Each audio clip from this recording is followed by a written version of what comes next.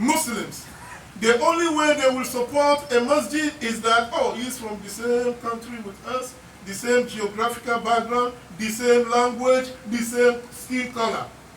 Other than that, they will never support a masjid. You are supporting a wrong masjid.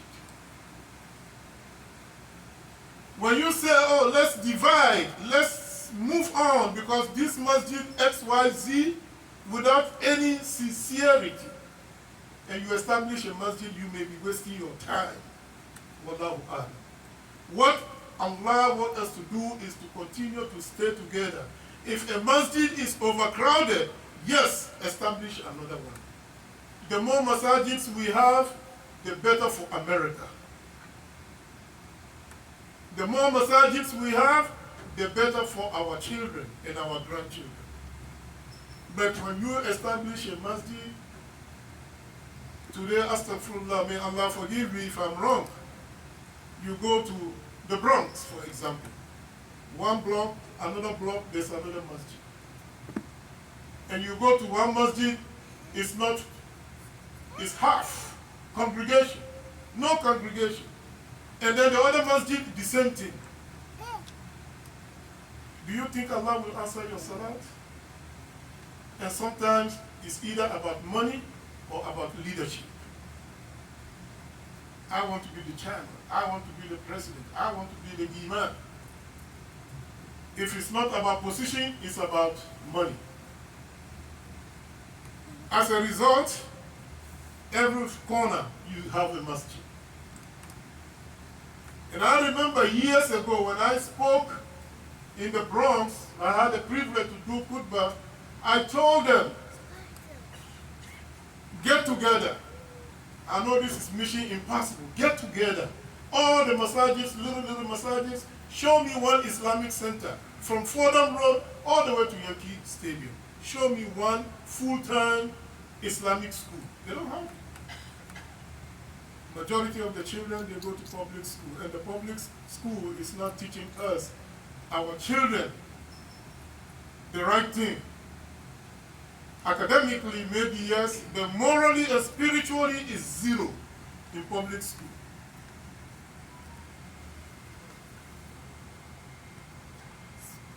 And I spoke with some teachers, and I spoke with some professionals, like professors in universities.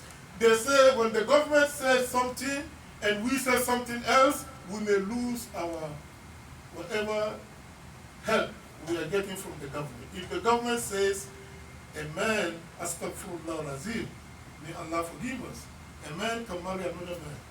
And then you, professor, you go to school and you say, no, this is wrong, you may lose your job. That is why Islamic schools are important.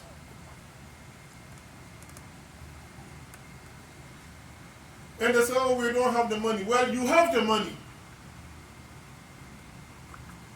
Why did I say that? Because as Islamic school, Islamic masjid and all this, it's not about me or you. It's not even about how much money you have. It's the niyyah to do it. Allah will support. Inna Allaha yudafi'u anil lazina amanu.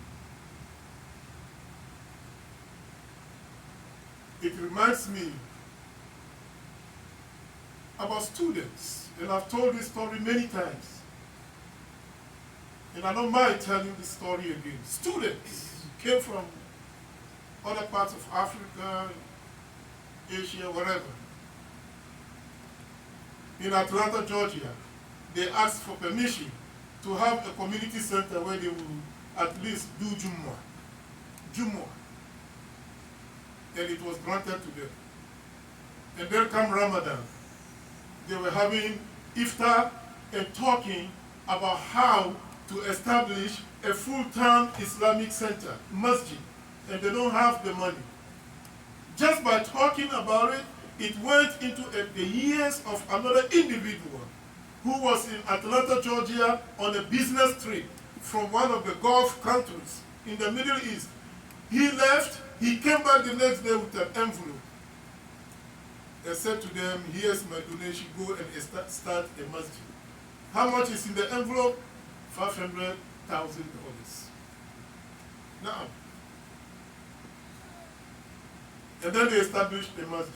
By the time I went to Atlanta, Georgia, the masjid was having a lot of problems. Roof is leaking, this is problem, and it's not big enough. And we were talking about, I was there. Before you know it, they broke the masjid, and then they laid another foundation to have a bigger masjid. They got stuck at some point. And then come the help of Allah. How? Allah sent one individual again and said to them, give me the estimate, I will loan the money to finish the whole building. How much? $3 million. Oh yeah. You sit back and you say, we don't. Allah can do for you or me what you think Allah can do for you. If you say Allah cannot do it, then Allah will let you stay where you are. Oh yes. The niyyah to do what is right is very, very, very important. If you have a smartphone, not right now, after Jummah, Google, Masjid Al-Faruq, Atlanta, Georgia, is in the middle of downtown Atlanta. You will see it. It's one of the most beautiful and the biggest masajids in America. And not only that, they have full-time Islamic school, from pre-K all the way to university level. Alhamdulillah. All of this started how? From people who went there to study and they don't have money. But the niyyah to do something to please Allah was good. As a result, Allah sent help.